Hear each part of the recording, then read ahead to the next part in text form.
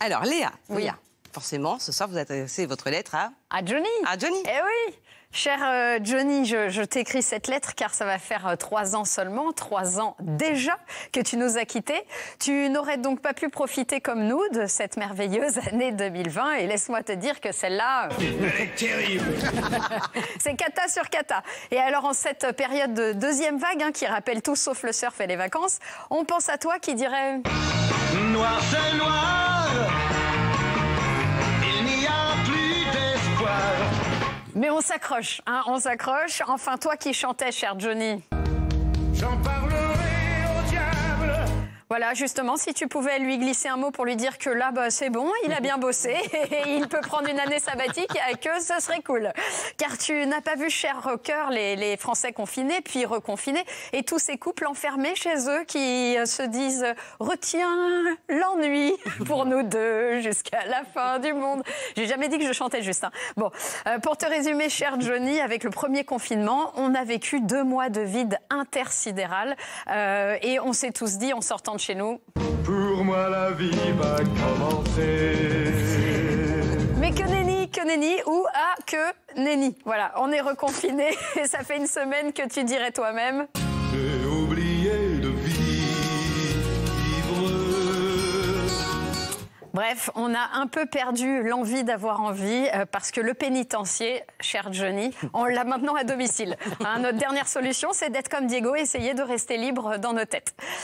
Tu auras aussi échappé, cher Johnny, à l'émergence d'un nouveau rocker dont le nom de scène est Didier Raoult. Cheveux longs, chevalière au doigt et qui chante lui aussi « Je te promets ».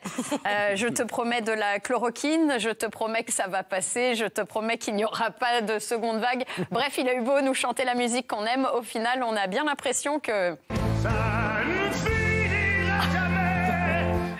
Et alors, cher Johnny, si tu pensais les Français attachés à la liberté, aux grandes idées des Lumières ou encore à la gastronomie, bah, t'aurais été surpris de découvrir que l'hymne à l'amour, eh ben, il le pousse pour le papier toilette. À les veilles de confinement, quand la ménagère chante... Que je t'aime. Maintenant, c'est au moltonel épaisseur triple. C'est quand même cata. En revanche, tu n'auras pas vu Trump quitter ces États-Unis que tu aimais tant. Et je peux te dire qu'on a tous eu quelque chose en nous de Tennessee quand ils ont voté Biden. On est passé par tous les États. On a eu le Nashville... Alors celui-là, j'arrive jamais à le dire. Nashville Blues. Oui. On a été sur la route de Memphis. Et là, on s'est tous dit, et si Trump l'emporte? Car comme tu le dis si bien... Ça ne change pas un homme. Un homme, ça vieillit. Eh ouais, ça vieillit, donc ça aurait été de pire en pire. Et ces derniers mois au pouvoir, ce serait achevé en forme de requiem pour un fou. Tu n'auras pas connu non plus, cher Johnny, les gilets jaunes, qui ont bien essayé de... sur les ronds-points, parce que eux, ils voulaient...